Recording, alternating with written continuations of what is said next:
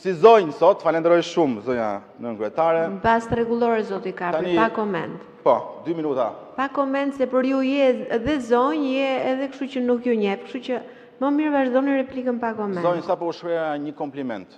S'kam nevojë, zoti Kapri, se i kam marrë komplimentat nga ju, shumë Dakor, herë tani më më përpara. lejo të flas. Bashkë S'ka me nevojë të kryetarin e komentosh për partisë gjithçka tonë. që themi ne.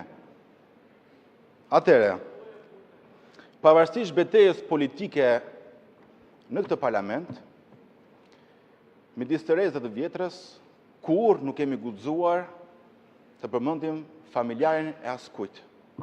Dhe sapo e bëri Tauland Balla duke më shantazhuar në këtë parlament duke më përmend mua familjar. Pavarësisht betejës që kemi me Tauland Ballën, që çfarë s'ka thënë, çfarë s'ka bërë kundër nesh, dhe shantazhet që e vazhdon, nuk kemi guxuar t'i përmendim asnjë familjar të tij.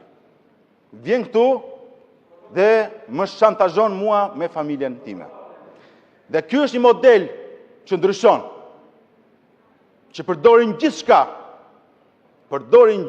për të shantazhuar çdo që ka guximin të thotë qoftë edhe mendimin e tij, të përmendin familjarët. Se çfarë duhet ndodhi më shumë? Domethënë edhe familjarët të përdorin.